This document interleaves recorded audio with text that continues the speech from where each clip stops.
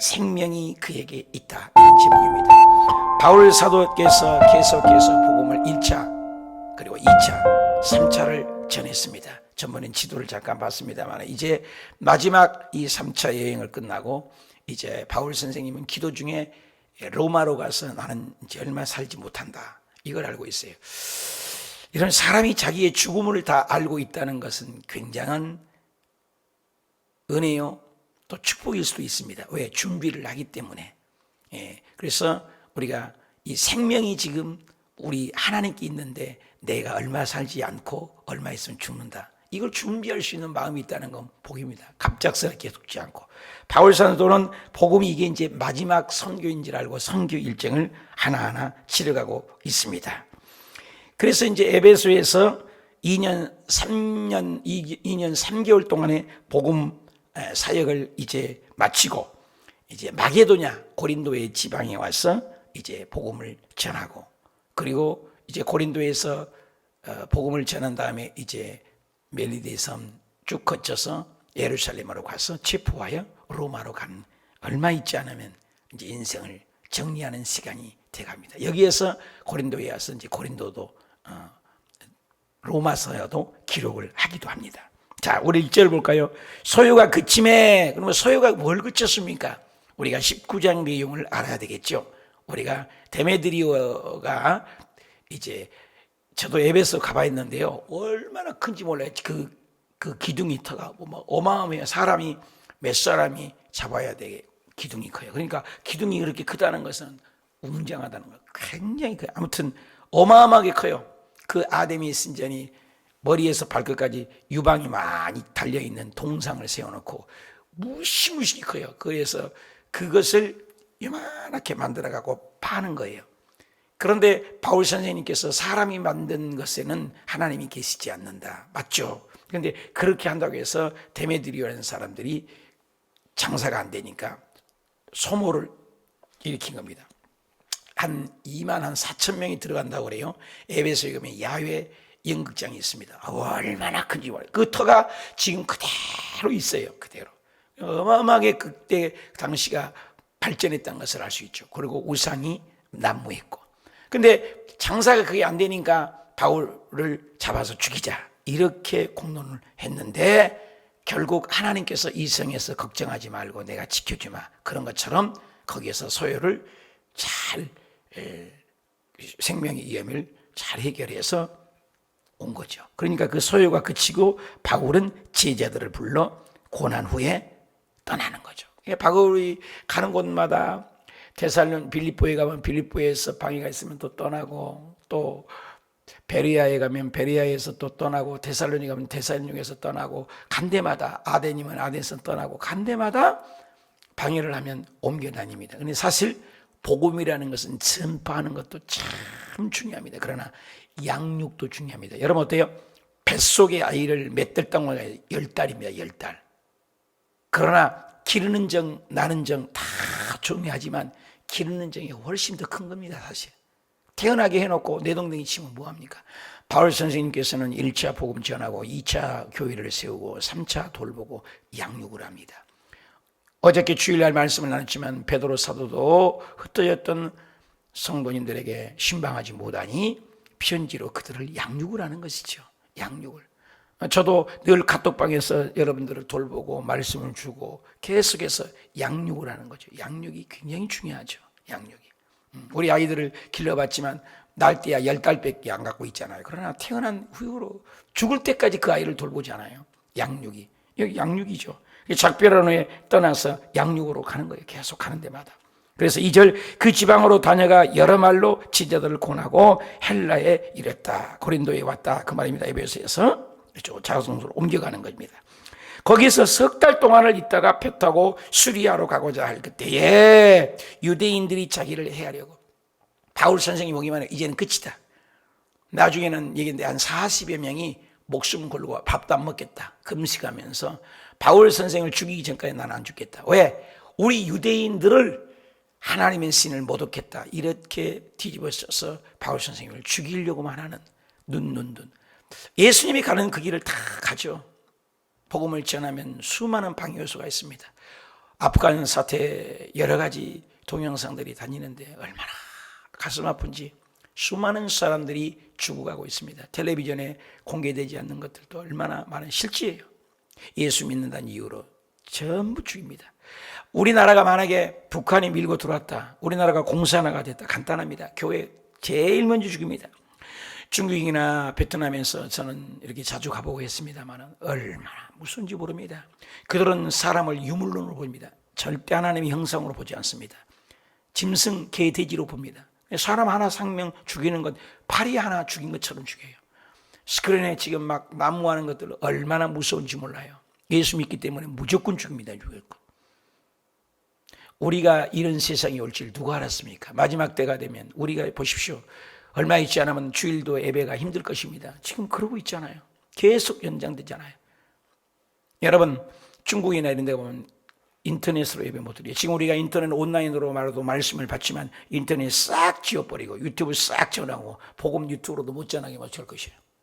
주일로도 못 가게 하고 그럼 어떻게 할 거예요? 지금 아프간 사태 보십시오. 그런 일이 닥칠지 누가 알았어요? 여러분, 성경을 제가 읽자고 한 이유는 성경을 잡고 있고 말씀이 머릿속에 있지 않고 말씀을 유지 못해요. 모든 성경을 다 없애버리고 교회 다 문 닫게 해버리고 온라인상 예배 못 드리게 한다면 어떻게 할 거예요? 어떻게 할 거예요? 그런 일이 무조건 안 온다고 합니까? 성경은 예언을 해요. 마지막 때가 되면 첫째 여기가 그리스도가 있다, 저기가 그리스도가 있다, 여기가 예수님이 오셨다. 진짜를 분간 못해요. 요즘에 진짜 가짜 백신이 맞아야 되냐 안 맞아야 되냐 별놈의 뉴스들이 다 돌고 쓰레기 같은 뉴스들을 얼마나 돌고 얼마나 우리를 혼미케 합니까? 우리가 말씀으로 매일 읽자는 이거는 말씀으로 무장하고 말씀으로 내가 머릿속에 마음속에 신비의 색이 있지 않으면 살아갈 수 없는 세상이 온다면 어떻게 할 거예요? 이런 세상이 올지 누가 알았습니까? 상상도 못할 일 아니에요. 온 그 대형 교회들이 어저께 텔레비전을 좀 보는데 그 엄청난 교회들마다 전부 스크린으로 보면서 예배드리고 완전 익숙해져 버렸잖아요. 지금 엄청난 세상이 지금 다가오잖아요. 급변하고 있습니다. 그러니 우리 예수 참 믿어야 합니다. 여기에서도 이제 여러 말로 제자이고 헬라이를 옮겨다닌 거죠. 석 달 동안 배 타고 가고자 할 때 유대인들은 해요. 계속 방요소가 있습니다. 여러분, 복음은 천국 갈 때까지 여러분요, 우리 이 세상에 왜 고난이 있냐고요? 천국 갈 때까지 있어요. 그래서 해야 하려고 바울이 일생을 두고 이 방해 요소가 있습니다. 공모함으로 마게도냐를 거쳐서 돌아가기로 작정을 했습니다. 도저히 안 되겠다. 그래서 복음의 씨앗을 뿌리면서 이제 가는 거죠. 내 계획이 아무리 잠언 16장 9절에 사람이 모든 일을 계획할지라도 그 발걸음을 옮기신 이가 누구? 하나님이에요.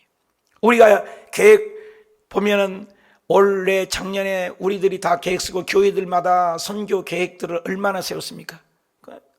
하나도 못 하잖아요. 이번 토요일 날 몇 명이라도 모여서 교회 학교를 하겠다고 해서 하라고는 했습니다만 그것조차도 눈치 보고 하고 오는 학생들 이름, 주소, 온도 체크 다 해서 기록을 한 다음에 이 대성전에 의자 치우고 하십시오라고 허락을 했습니다만은 그런 것조차도 눈치를 보고 있습니다. 지금 여기에서도 보니까 계획이 막혀도 또 복음을 향하여 갑니다.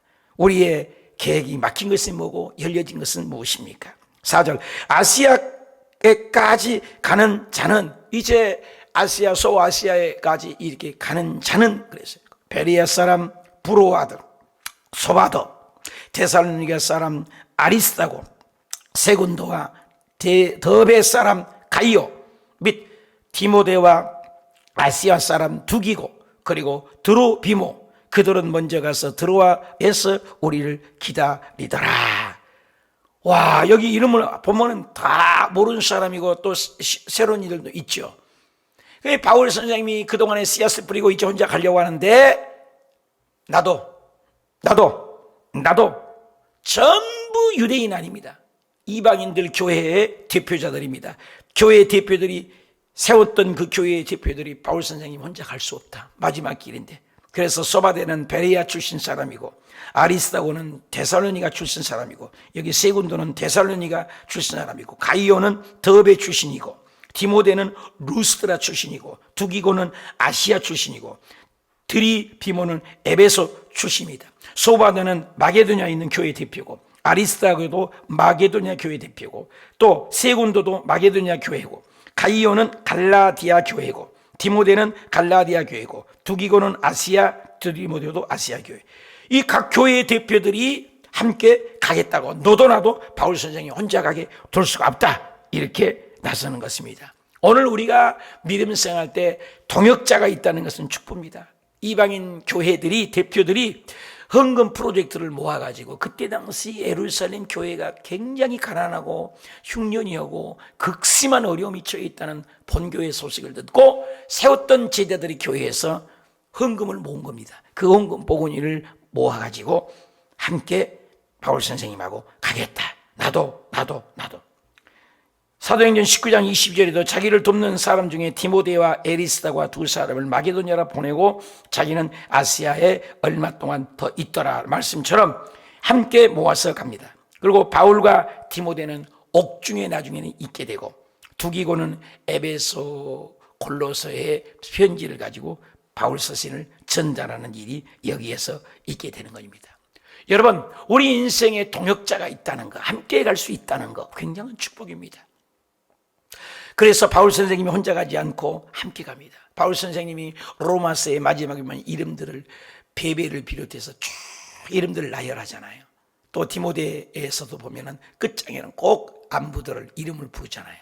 우리가 믿음을 죽을 때도 기억할 이름, 얼마나 좋습니까? 여러분, 마지막 죽으면서 떠오를 이름이 누구입니까? 또 나는 그 이름에 들어가입니까? 내 주변에 함께 가지고 갈 이웃 친척들의 이름은 갖고 있습니까? 아무리 전에도 복음을 받아들이지 않는 안타까운 이름은 또 누구입니까? 6절, 우리는 무교절 후에 빌립보에서 배로 떠났습니다. 그리고 닷새 만에 드로아라는 있는 그곳에 가서 일에 머물렀다. 일주일 동안. 그래서 이 지역에 나오는 것들은 이 복음이 실질적인 사실이다. 7절, 그 주간의 첫날에 우리가 떡을 때려 모여 있더니, 이제 거기 가서 모여 바울이 이튿날 떠나고자 하여 그냥 계속해서 급히 움직이고 있는 것을 볼 수 있습니다. 예루살렘의 유대 절기에 전에 도착을 하고 싶은 바울의 심정, 그거죠. 그래서 떠나고자 할 때 마지막 내일 내가 떠나니까 성도님들이 그동안에 있던 분들이 많이 모인 거예요. 그래서 강론을 하는데 밤중쯤까지 뭐라도 한 가지 더 알려주고 싶은, 바울의 중심을 보면 끊임없이 양떼들을 사랑해서 하나라도 더 가르쳐주고 싶은 마음. 우리 기남이 형제하고 어저께도 성경 공부했는데, 이 형제가 말씀을 잘 받아들이니까 30분씩 하지 않는데 보통 1시간 반을 해요, 요즘에. 하다 보니까 질문하고 가르치다 보니까 하나라도 더 가르치고 싶으니까, 그래서 얼마나 잘 받아들이는지. 그동안에도 얘기를 잘했습니다. 어저께 내가 다시 한번, 기남이 형제가 오늘 밤에 이 세상 이제 떠난다면 어떻게 될 것 같습니까? 천당 갑니다. 이야, 대단하다. 이제 확신을 가져요. 근데 어떻게 갈 것 같습니까? 내가 예수님을 믿기 때문입니다. 내가 어저께 굉장히 기쁜 날이었어요. 그동안에는 전번주까지 말해도 내가 물어봤어요. 여러분에게 얘기는 내가 안 했지만, 형제님 천국은 갈 것 같아요? 죽어봐야죠. 아직은 인데요, 아직은. 그래, 알았어요. 때 묻었다고. 근데 어저께 이제는 구원의 확신 공부를 하는 순서거든요. 그래서 순서대로 이렇게 성경에 대해서 질문하고, 어저께는 구원의 확신반을 공부했거든요. 근데 대답을 딱 해요. 맹준석 지수는 기뻐하세요. 예. 이제 진짜 그래서 3번을 물어봤어요. 한참 또 얘기하다가, 형제님 오늘 제 죽으면, 아니 당장 죽으면, 아니 어떻게 천국 갈 것 같아요? 갈 수 있습니다. 무슨 근거로 가요? 믿음으로 갑니다. 누구 믿는데? 예수님을 믿음으로. 확신을 가졌어요. 다음 주부터 이제 계속 더 확신반 올라가고 이제 성숙반에 들어가죠. 얼마나 감사한지. 나는 진짜 곧 죽어도 목사가 돼야 돼. 왜?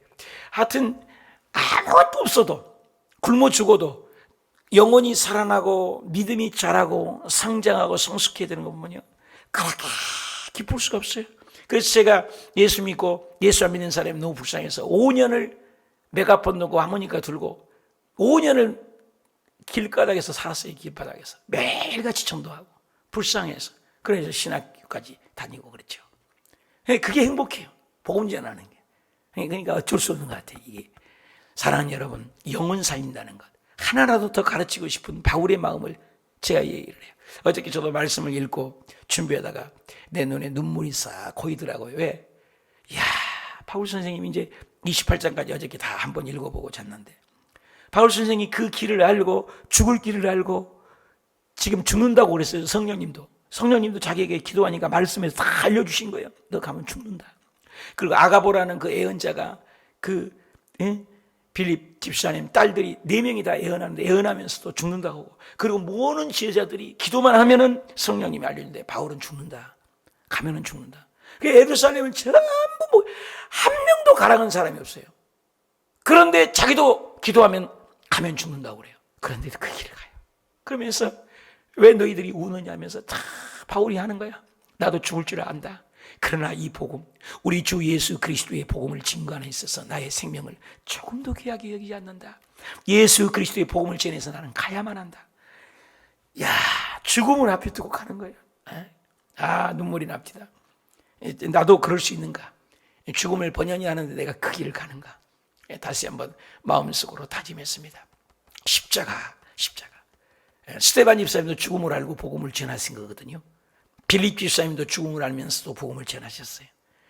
우리 수제자 베드로 선생님께도 복음을 전하다가 죽는 걸 알고, 죽일 테면 거꾸로 죽여라. 우리 주님은 십자가에 죽으시지만 나는 주님만 버러지만도 못한다. 거꾸로 매달려서 죽었다는 거예요.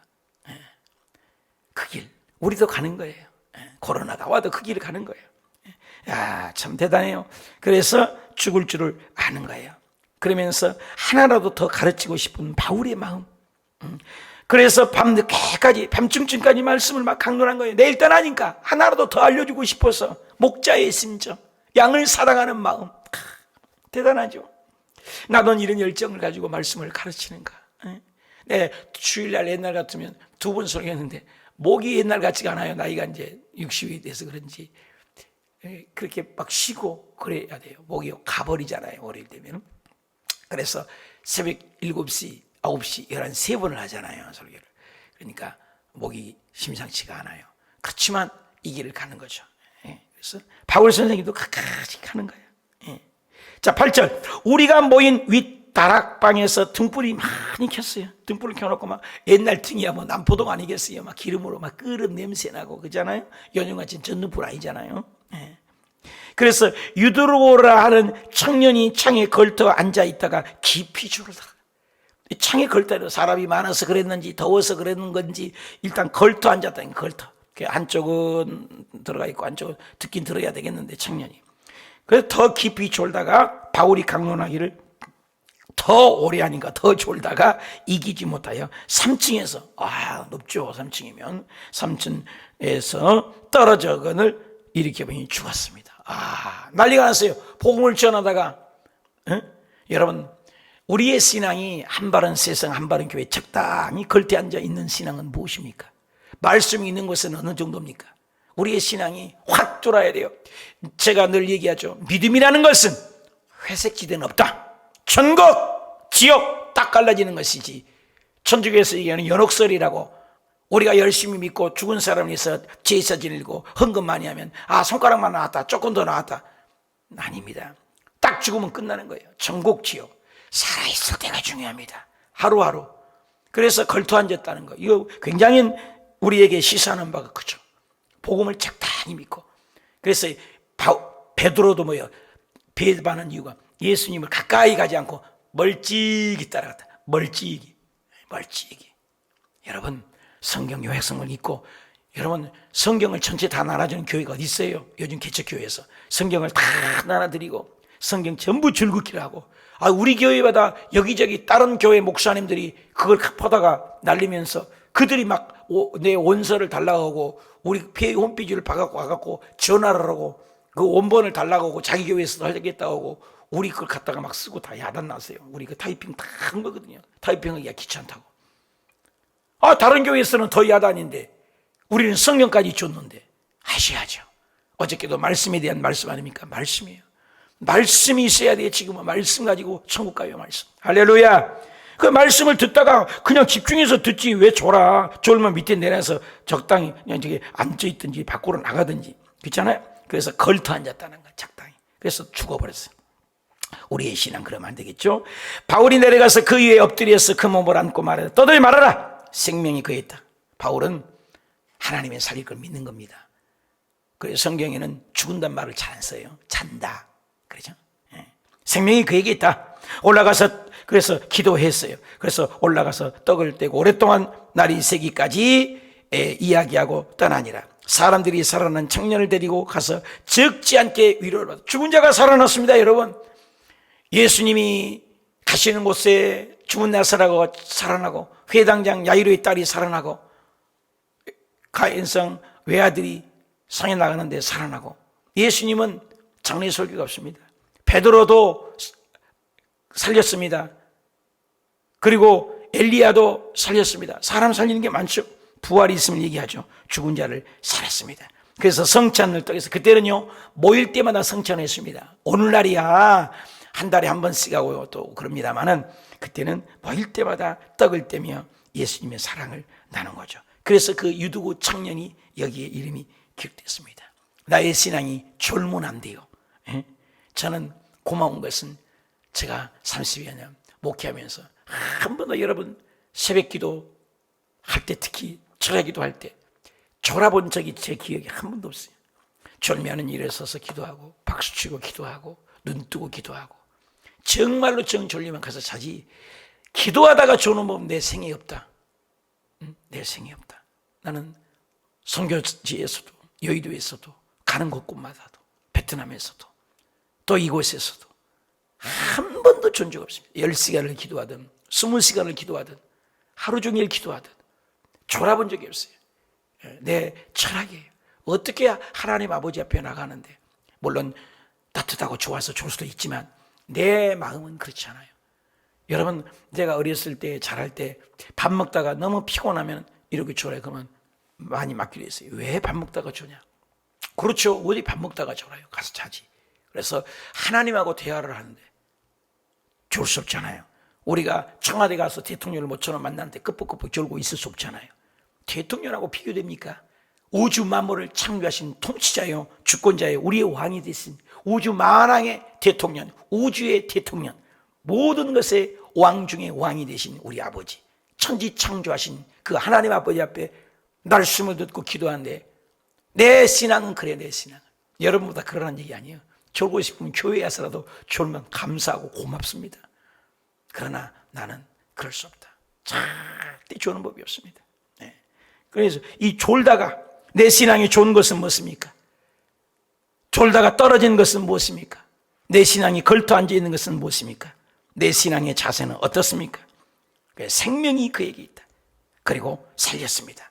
오늘도 청년이 살아나는 것처럼, 죽은 자가 살아나는 것처럼, 오늘도 기도할 때 바울과 같이 여러분의 삶 속의 사업장에, 직장에, 가정에, 아들, 딸들에게, 손조들에게 기도할 때 걸터앉은 유두구 같은 우리의 삶이 회복되고 또 치유되고 살아나는 그런 역사가 있으시길 축복합니다.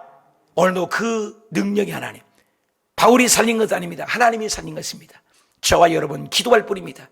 기도는 우리가 하고 응답은 하나님이 주시고, 우리는 찬양하고 하나님 영광 받으시고, 오늘도 복된 하루, 유두구 같은 나의 삶 속에 걸터앉았던 신앙이 정신을 바짝 차리게 하고, 그리고 죽었던 같은 유두구 같은 청년의 사건들이 벌떡벌떡 일어나고 회복되고 오뚜기처럼 7.8kg 일어난 저와 여러분이 되시 축복합니다.